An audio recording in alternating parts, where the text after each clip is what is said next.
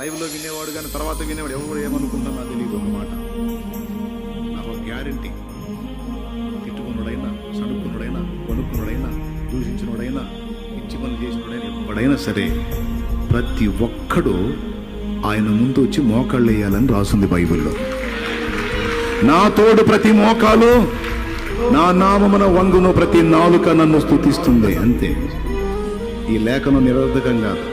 అందుకే ఎవడన్నా ఓవర్గా మాట్లాడుతుంటే నీకుందరో అనుకుంటా. నేను యేసు ప్రభుని ఎటకారం చేసి దూషించి ద్వేషించి మాట్లాడుతుంటే నేను ముసిముసి నవ్వులు నవ్వుకుంటా.